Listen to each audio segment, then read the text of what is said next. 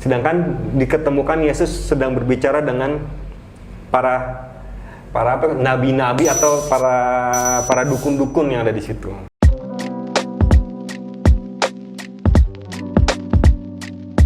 Assalamualaikum, selamat datang kembali di channel ini. Kali ini saya akan meluruskan pengajaran dari seorang mualaf yang bernama Andrew Ho.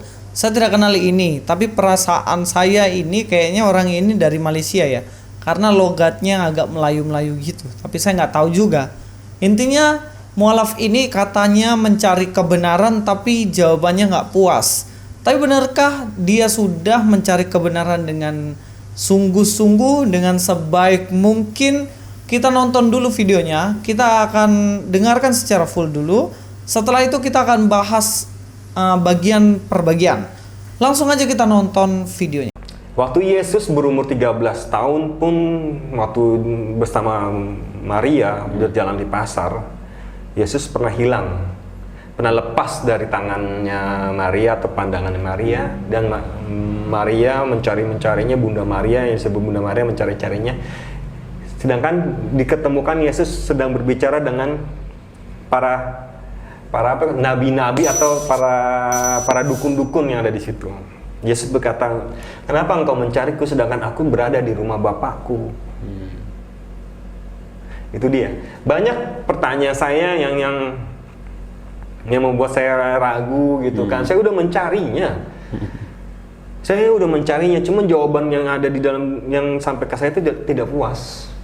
Baiklah, kita akan membahasnya. Yang pertama dikatakan bagaimana Yesus hilang pada waktu itu di umurnya yang ke-13 tahun. Waktu Yesus berumur 13 tahun pun, waktu bersama Maria berjalan di pasar, Yesus pernah hilang. Apakah benar Yesus hilang pada waktu umur 13 tahun? Enggak guys, begini penjelasannya.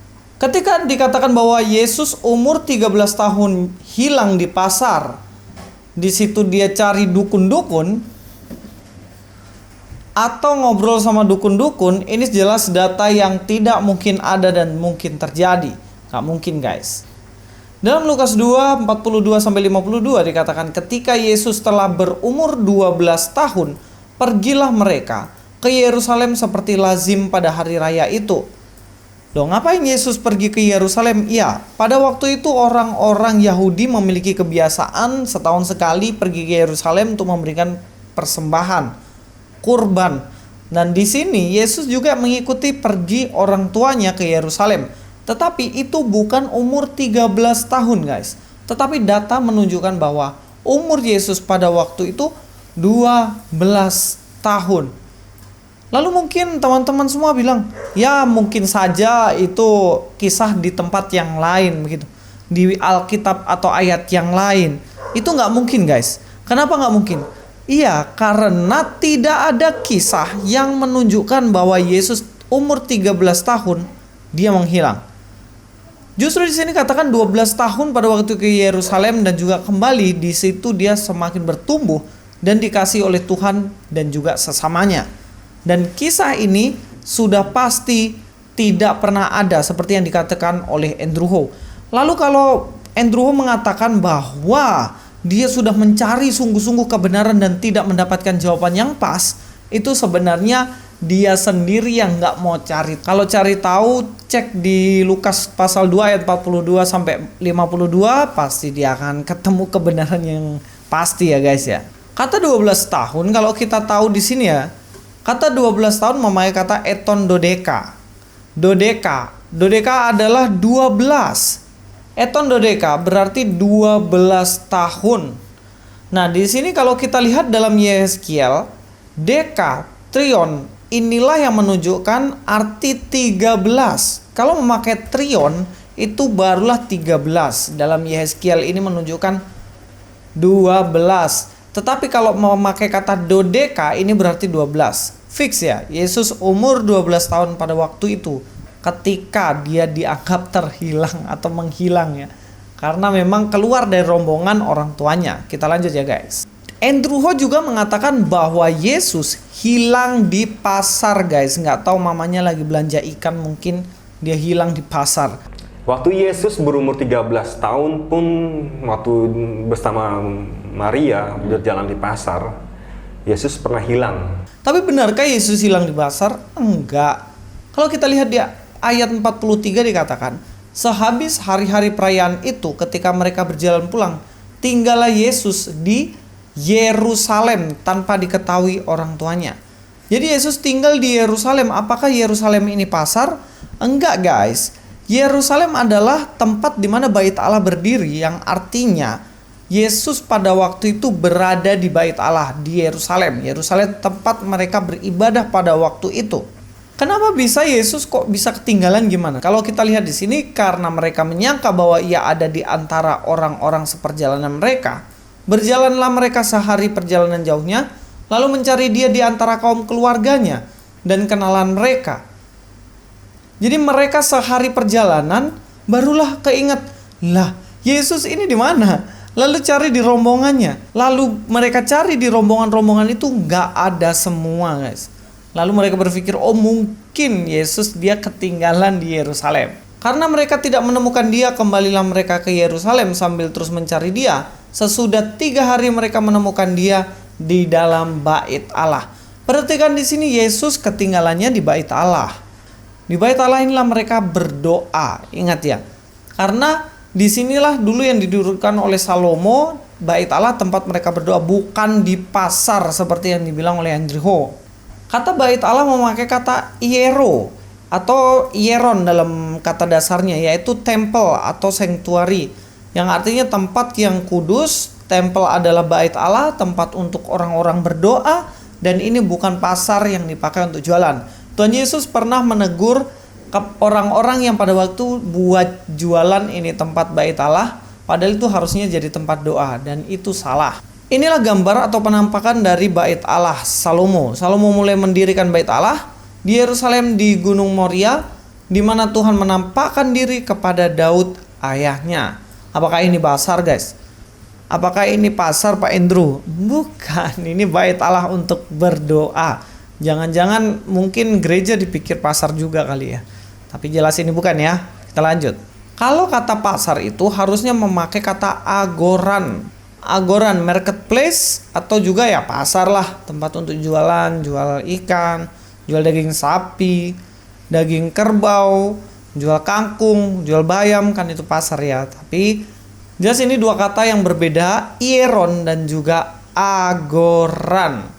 Dan ini tidak bisa disamakan. Mungkin kalau Pak Andrew Ho mencari kebenaran dan tanya sama saya bisa jelaskan dengan baik bagian ini. Karena belum puas kan, makanya saya jelaskan lah.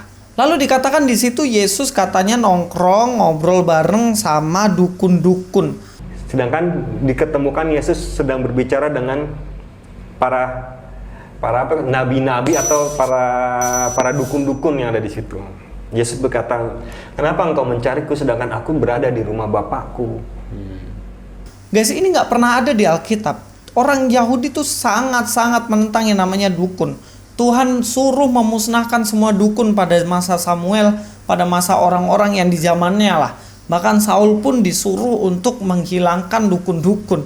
Lalu nggak mungkin lah mereka itu, apalagi Yesus ngobrol sama dukun-dukun, mau cari apa? Mau cari togel? Kan nggak mungkin gitu loh. Lalu dengan siapa sebenarnya Yesus ngobrol pada waktu itu? Yesus ngobrol dengan alim ulama. Alim ulama, ia sedang duduk di tengah-tengah alim ulama sambil mendengarkan mereka dan mengajukan pertanyaan-pertanyaan kepada mereka. Dan semua orang yang mendengar dia sangat heran akan kecerdasannya dan segala jawab yang diberikannya. Teman-teman semuanya, kata dari alim ulama adalah didaskalon. Nah, kalau kita mengerti kata didaskalon itu pasti kita tahu ya, guru ya. Pendidikan, kan? Didaskalon. Didaskalos, guru. Nah, makna guru ini pun ada beberapa hal ya. Dalam Roma 2 ayat 20, pendidik, orang bodoh, dan pengajar. Kata guru atau didaskalon atau alim ulama adalah pengajar. Dan pengajar pada waktu itu sangat kagum sama Yesus, di mana Yesus sangat-sangat cerdas. Ya memang karena dia Tuhan kan. Dalam Matius 8 ayat 19 dikatakan, lalu datanglah seorang ahli Taurat dan berkata kepadanya, pada Yesus, Guru, aku akan mengikut engkau. Nah, konteks kata guru di sini adalah untuk menghormati Yesus sebagai seseorang yang pada waktu itu mengajar dan memanggil guru untuk menghormati. Nggak mungkin dia datang panggil Yesus, Yesus. Nah, gitu. Jadi di sini konteksnya adalah sebagai penghormatan. Dalam Kisah Para Rasul 13 ayat 1, pada waktu itu dalam jemaat di Antioquia ada beberapa nabi dan pengajar, yaitu Barnabas dan lain sebagainya. Dalam konteks ini berarti pengajar yang dimaksud adalah pengajar Kristen pada waktu itu. Jadi jelaslah bahwa yang berbicara kepada Yesus bukanlah dukun-dukun. Sebab dalam bahasa Yunani, kata dukun itu memakai kata magewon atau magewo. Kisah Para Rasul 8 ayat 9, atau practice magic. Orang yang menggunakan magic dan lain-lain itu adalah dukun, bukan memakai kata didaskalos. Bedakan antara didaskalos dan juga magewo. Magewo adalah dukun, magic, dan juga didaskalon adalah seorang pendidik. Dari tiga hal ini jelas bahwa Andrew Ho tidak mengerti sebenarnya kisah yang telah dia sampaikan. Dan apalagi ketika dia mengatakan seperti ini. Itu dia. Banyak pertanyaan saya yang membuat saya ragu gitu kan. Saya udah mencarinya. Cuman jawaban yang ada di dalam yang sampai ke saya itu tidak puas. Justru saya menyimpulkan bahwa sebenarnya Pak Andrew Ho kurang mendalami Alkitab, kurang sungguh-sungguh belajar. Seandainya mau belajar sungguh-sungguh lagi membahas Alkitab, pasti jawaban dari Alkitab itu memuaskan. Ketemu masalah dan persoalannya apa. Mungkin ini yang bisa saya luruskan, jangan sampai kita salah-salah sangka tentang ajaran Kristen. Yesus tidak pernah hilang di pasar waktu umur 13 tahun dan dia tidak pernah ngobrol sama dukun-dukun, apalagi sharing-sharing sama dukun-dukun. Oke, ini saja Luis Prastio sini. God be with you all.